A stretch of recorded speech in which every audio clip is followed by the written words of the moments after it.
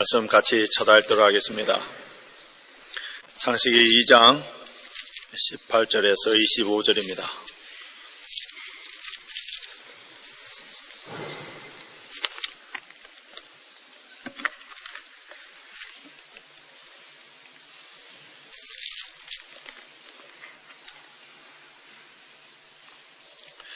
구약성경 2페이지 창세기 2장 18절에서 25절까지 말씀을 우리 한 목소리로 같이 읽겠습니다. 여호와 하나님이 가라사대 사람의 독처하는 것이 좋지 못하니 내가 그를 위하여 또 눈배필을 지으리라 하시니라.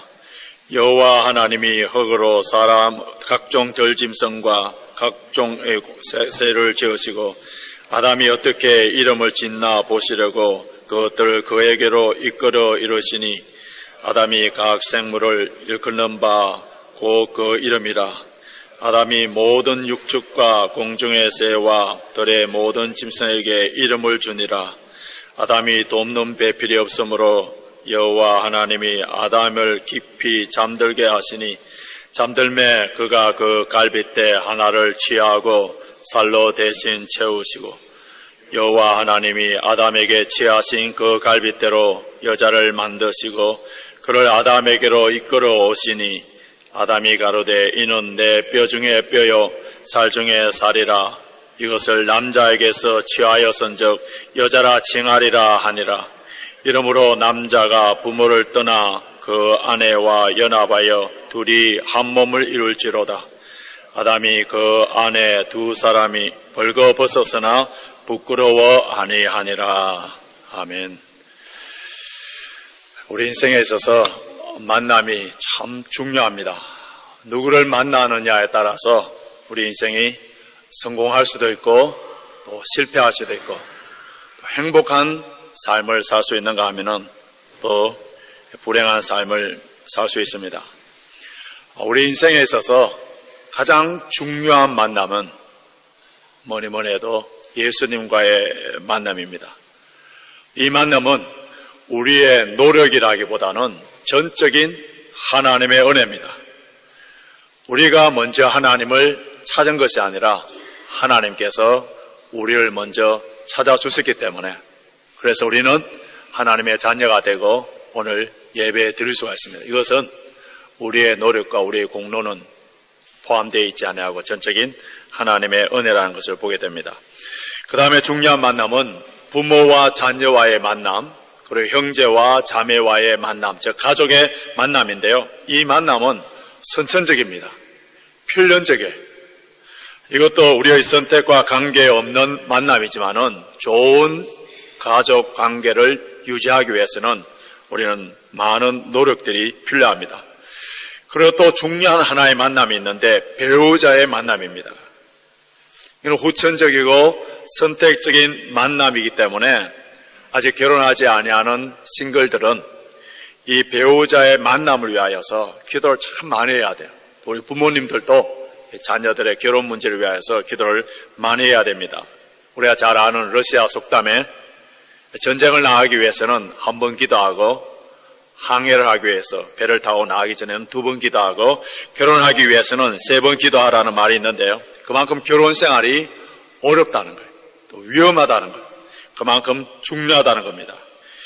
이미 결혼한 부부들에게서는 하나님께서 짝지어 준 것을 사람이 나눌 수가 없기 때문에 일평생 동안 함께 살아야 되기 때문에 그래서 자신을 가꾸어서 더 좋은 관계가 되도록 힘써 노력해야 됩니다. 동화 작가인 정채봉 선생님이 가장 잘못된 만남은 생선 같은 만남이라 했습니다. 만날수록 비린내가 묻어오기 때문에 그래요. 싱싱한 생선은 비린내가 나지 아니하고 우리는 회로도 먹을 수 있고 맛이 좋습니다만 그러나 상해버린 생선, 비린내가 나는 생선, 누구나 다 이렇게 멀리 하려고 하는 그러한 생선처럼 사람의 관계에 있어서 정말 만나고 싶지 아니하는 관계, 피하고 싶은 관계, 정말 조심해야 될 사람으로 취급받는다면은 비극이에요. 부부가 함께 살면서 참으로 서로 피하고 싶고 별거하고 싶고 이혼하고 싶은 그런 마음이 생기는 그런 만남이라면 참 불행한 만남입니다. 정채봉 시인이 세상에서 가장 아름다운 만남은 손수건과 같은 만남이라 했습니다. 손수건은 우리가 힘이 들어서 땀이 날 때 닦아주고 눈물이 날 때 닦아주는 것처럼 이런 만남은 복된 만남이라 할 수 있습니다. 사람은 하나님께서 창조하실 때부터 혼자 사실도록 독불장군으로 그렇게 창조하신 것이 아닙니다. 우리 한문에서도요, 사람 인자를 이렇게 보시면은 막대기 2개가 서로 이렇게 의지하는 것처럼 되어 있습니다. 한 사람으로 설 수가 없다는, 막대기 하나로 어떻게 설 수가 있습니까? 서로 의지해야 됩니다. 전도서 4장 9절에서 12절까지의 쉬운 성경으로 읽어드리면은 혼자보다는 둘이 더 낫다. 두 사람이 함께 일할 때에 더 좋은 결과를 얻을 수 있기 때문이다. 그 가운데 하나가 넘어지면 다른 한 사람이 자기 동물을 일으켜 줄 수 있다. 그러나 혼자 가다가 넘어지면 딱하게도 일으켜 줄 사람이 없다. 또 둘이 누우면 따뜻하지만 혼자라면 어찌 따뜻하겠느냐. 혼자 싸우면 지지만 둘이 힘을 합하면 적에게 맞설 수 있다. 하나님께서 여세 동안 온 우주 만물을 창조하시고 하나님 보시기에 좋았더라 하는 그 7분의 완전수, 7번이나 좋았더라 말씀하셨습니다. 그런데 창조하신 모든 것들 가운데 하나님 보시기에 좋지 않은 한 가지가 나옵니다. 그것이 무엇이냐 하면은 오늘 18절을 다시 보시기 바랍니다. 본문 18절, 우리 18절을 한 목소리로 같이 읽습니다. 여호와 하나님이 가라사대 사람의 독처하는 것이 좋지 못하니 내가 그를 위하여 돕는 배필을 지으리라 하시니라.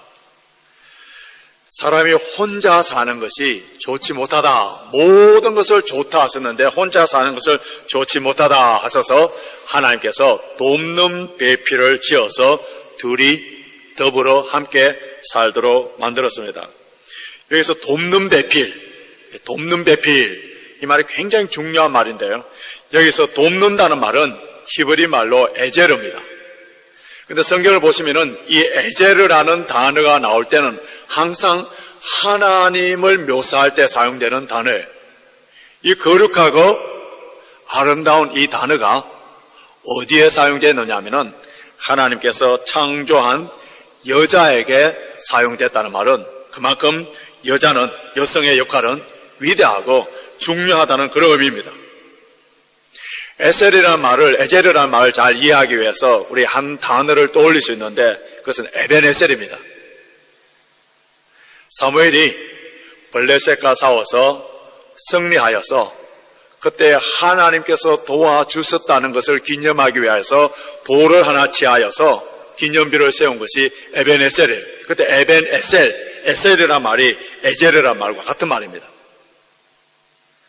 이스라엘 백성들이 블레셋과 싸워서 이길 수 있는 군사력이나 경제력이나 모든 것이 되지 않았는데 하나님께서 도와주심으로 말미암아 블레셋과 싸워서 이겼다는 그러한 기념비를 세웠는 거예요. 그러면은 이스라엘 백성들에게서는 하나님의 에제르, 하나님의 도우심이 없이는 아무것도 할 수 없는 존재라는 거예요. 마찬가지로 남자 혼자서는 아무것도 할 수 없는 존재이기 때문에 그래서 하나님께서는 돕는 배필을 만들어 주셨어요. 그런데 하나님께서 돕는 배필을 만드시기 전에 먼저 아담에게 지은 모든 동물들 다 끌고 와서 아담에게 이름을 지어주라 합니다. 아담은 하나님의 형상으로 지음받았기 때문에 하나님의 직관력과 하나님의 지혜와 이런 지식이 있었어요. 그래서 그 이름을 지어준다는 것은 그 동물에 대한 속성에 대한 파악입니다. 모든 이름을 다 지어줬는데 그 동물 가운데서는 아담을 도와줄 수 있는 배필이 없다는 거예요. 하나님께서 이 아담에게 돕는 배필을 지어주기 전에 동물들을 데려와서 이름을 지어주라는 내용이 고안에 삽입처럼 딱 나와 있는데 이 내용은 무슨 말이냐면은 아담이 아무리 명철이 있고 똑똑하여서 하나님의 지혜를 받아서 동물들의 그 속성을 알고 다 이름을 지어줄 정도로 현명하고 지혜로운 사람이지만은 그러나 도움이 필요한 존재라는 겁니다. 도움이 없이는 살 수 없는 존재라는 겁니다.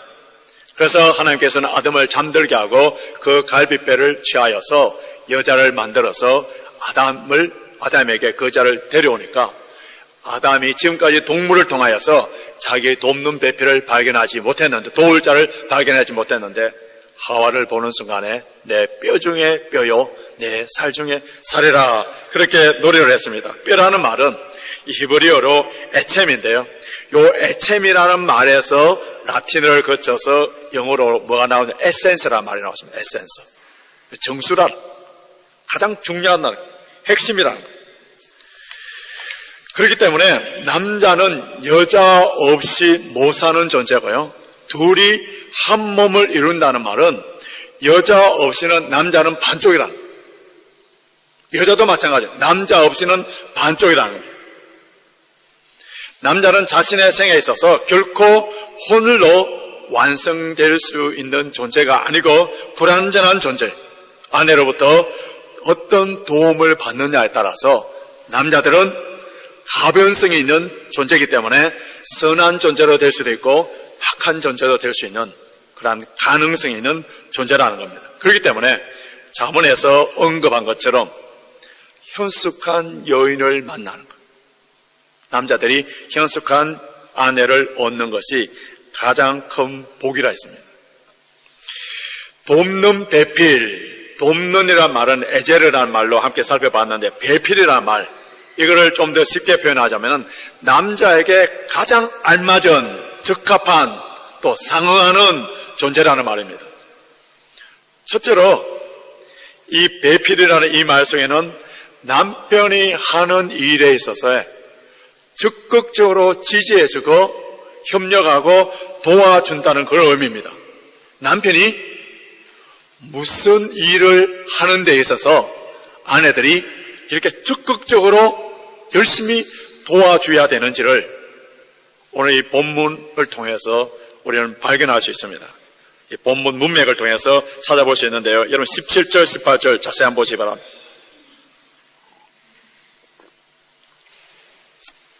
17절 제가 읽어드리겠습니다.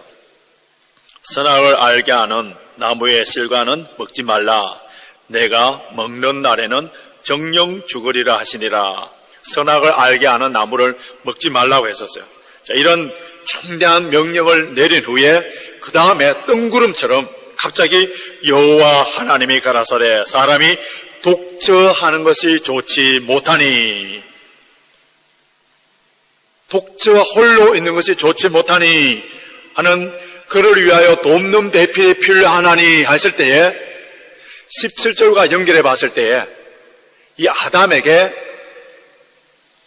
생물학적인 본능의 충족을 시켜주기 위한 돕는 배필, 아니면은 그에게서 정서적인 외로움을 달래줄 수 있는 돕는 배필이라기보다는 아담이 선악을 알게 하는 나무의 실과를 따먹지 않는 일에 있어서, 하나님 말씀에 순종하는 일에 있어서의 도울 자가 필요하다는 겁니다. 뿐만 아니라 아담에게 하나님께서 주신 명령, 에덴 땅을 경작하고 그리고 그 땅을 지키고 다스린다는 말은 이미 앞에서 살펴보지 않았습니까? 그것을 잘 섬기고 그 모든 것들이 잘 살도록 해주는 이 일을 충실하게 감당할 수 있도록 도와줘야 될 사람이 필요하다는 거예요. 그렇기 때문에 돕는 배필은 진리를 위하여서, 복음을 위하여서 중대한 결정을 내릴 때에 적극적으로 지지해 주는 자라는 거예요. 주의 몸된 교회와 하나님의 나라를 위하여서 모든 것을 희생하여서 자기 몸을 투자할 때에, 그 삶을 던질 때에 세상 사람들은 다 비웃을 수 있어요. 어리석고 조롱할 수 있습니다만은 무시할 수 있습니다만은, 그러나 남편에게 용기와 힘을 줄 때에 남편은 그 좁은 길, 십자가의 길을 용기 있게 진리의 길을 걸어갈 수가 있습니다. 돕는 배필이라는 말에 두 번째 의미는 반대자라는 의미도 있어요. 반대자. 그럼 무슨 일에 있어서 반대를 해줘야 되느냐 하면은 남편이 불의와 타협하고 거짓을 하고 부패하고 타락하는 그런 일들, 남편이 거짓말하고 남에게 속이려고 할 때에 반대표를 던져줘야 될 사람의 역할이 아내라는 거예요. 돕는 배필이라는 거예요. 하나님보다는 돈을 더 사랑하고 세상의 쾌락을 더 사랑하려고 할 때에 어떤 대가를 치른다 하더라도 목숨을 걸고 반대해야 되는 자들이 누구냐면 바로 돕는 배필이에요. 그런데 사도행전 5장을 보시면은 초대교회, 초대 예루살렘 교회에 많은 사람들이 자신의 재산을 팔아서 사도들 발 앞에 교회에 헌금을 했습니다. 그 중에 바나바라는 사람이 그런 일을 했을 때 모든 성도들이 바나바를 존경하여 그 존경심을 받고 싶은 한 부부가 있었는데, 아나니아가 밭을 팔아서 그것을 얼마를 감추고, 밭을 파는 것까지 얼마나 대단합니까? 그런데 그것을 감추고 사도들에게 가져와서 이것이 전부인 양 하나님을 속이고 교회를 속였었어요.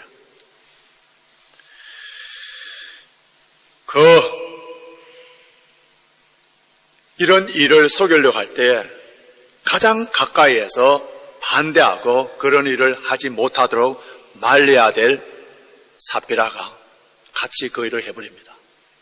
그래서 예루살렘 교회의 아나니아와 삽비라가 온 성도들 보는 앞에 하나님의 심판을 받아버려요.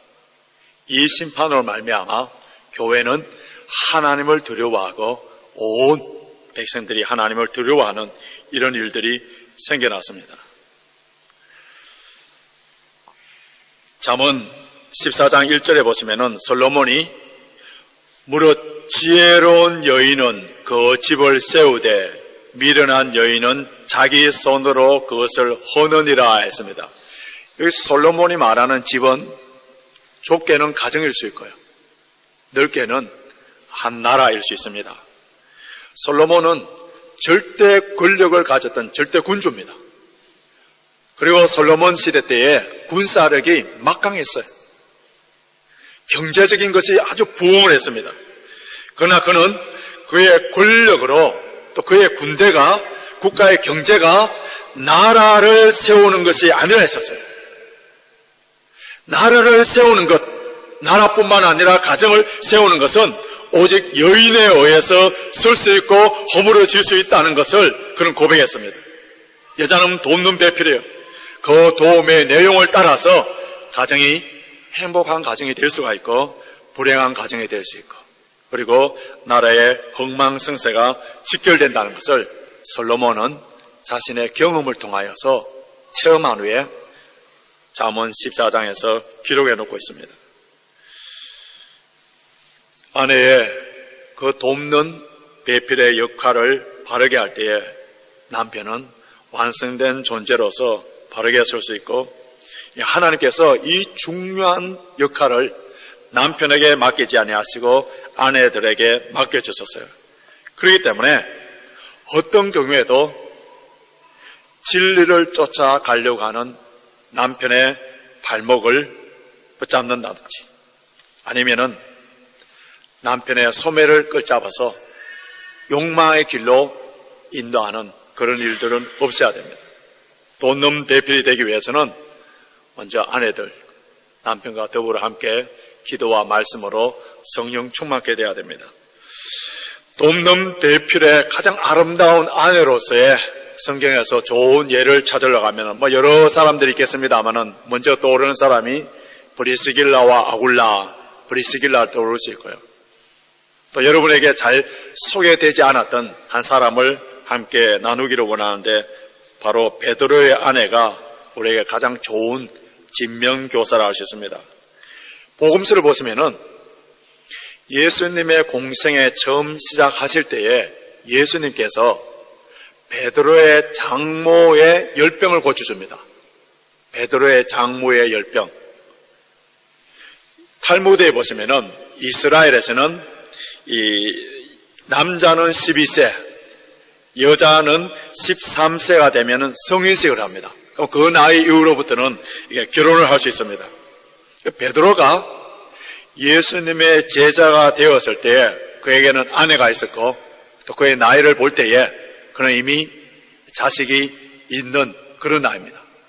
그러면은 그 처와 자식의 생계를 책임져야 될 가장이에요.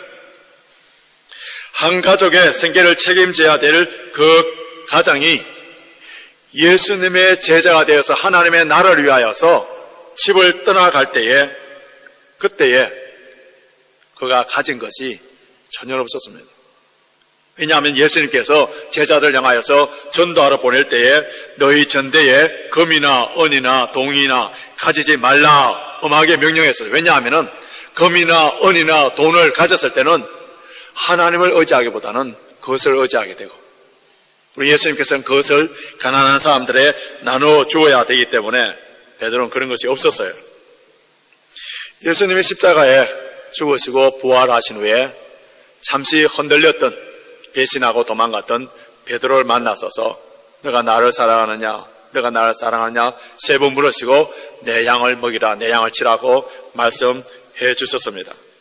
그리고 예수님께서 성천하신 후에 베드로는 마가다락방을 통하여 성령 충만케 받아서 예루살렘 교회에 목회를 하면서 어느 날 예루살렘 성전에 기도하러 올라갈 때에 성전 미문에 안전뱅이 거지가 있는 것을 보고 은과 금은 내게 없거니와 내게 있는 것으로 내게 주노니 곧 나사렛 예수 그리스도의 이름으로 걸으라 하면서 그 안전뱅이 손을 잡고 걸어 세워서 고쳐주었어요.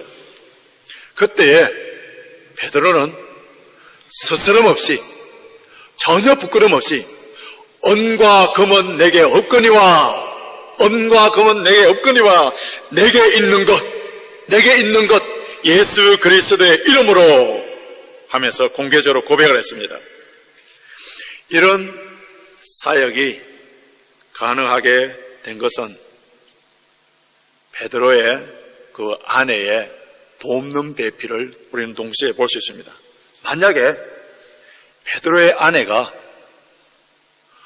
은과 금을 사랑하는 사람이었다면 베드로를 향하여서 은과 금을 구해오라고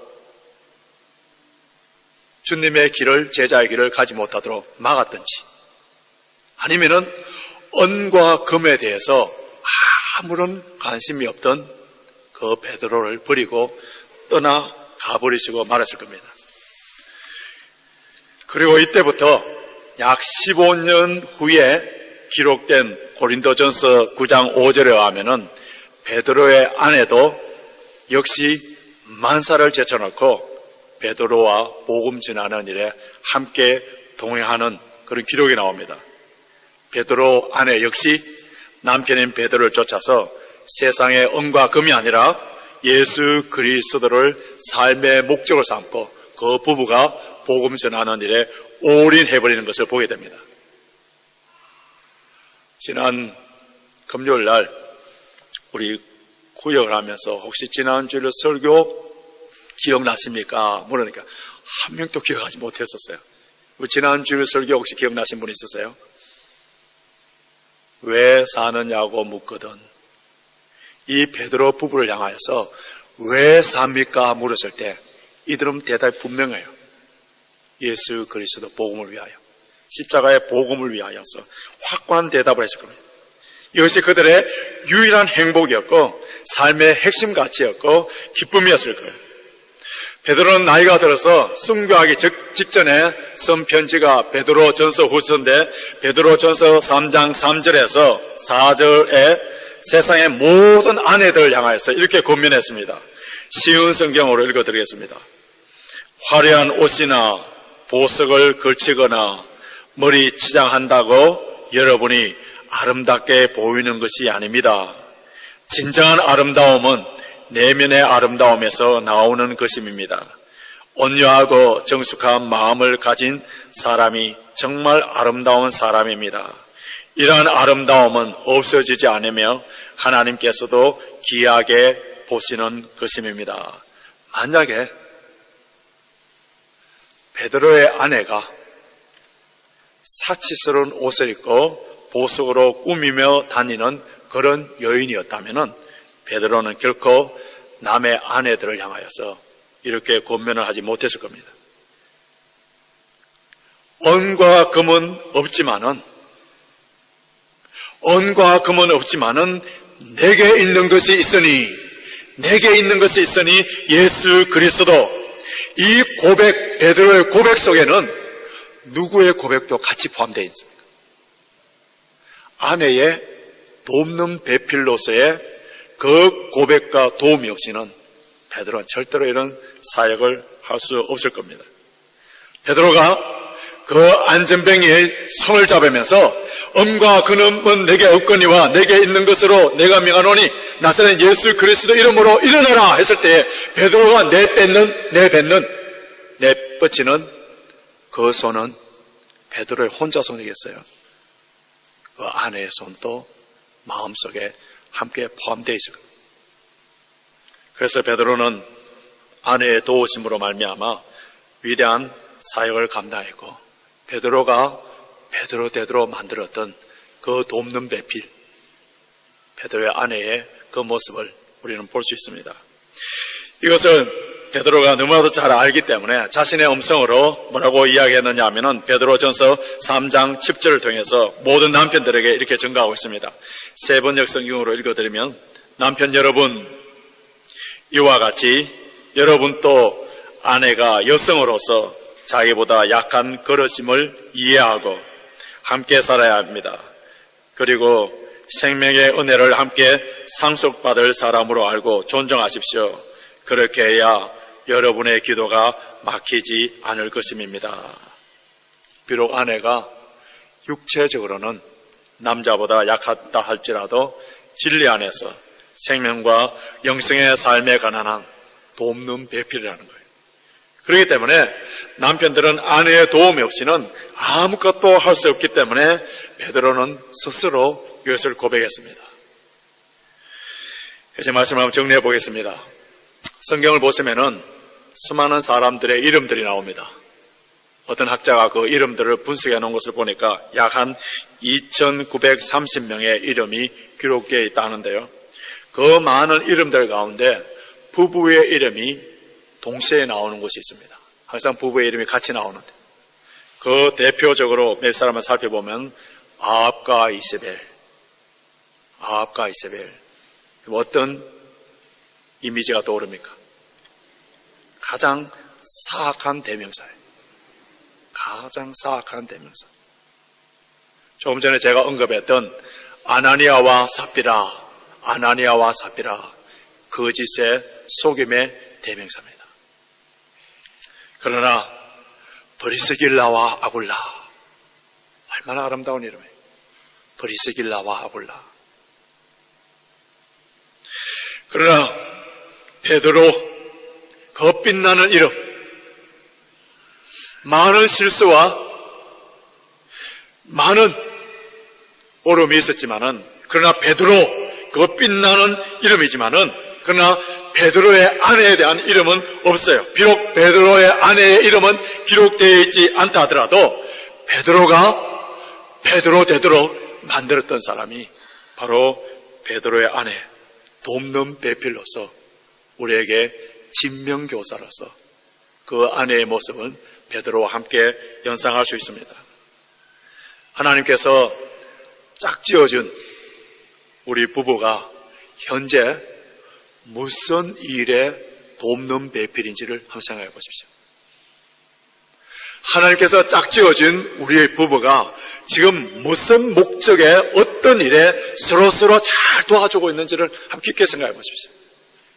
아직 결혼하지 아니하는 우리 청년들, 형제 자매들, 결혼의 대상을 위하여서 우리가 많이 기도를 해야 되는데 진리를 위하여서 복음을 위하여서 돕는 배필을 만나도록 기도하시기 바랍니다.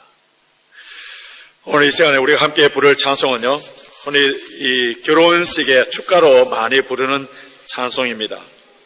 이 노래를 부를 때에 우리 가정이 행복한 부부생활이 될 수 있도록 기도하시고, 또 이 시간에 우리가 부르면서 떠오르는 가정이 있을 겁니다.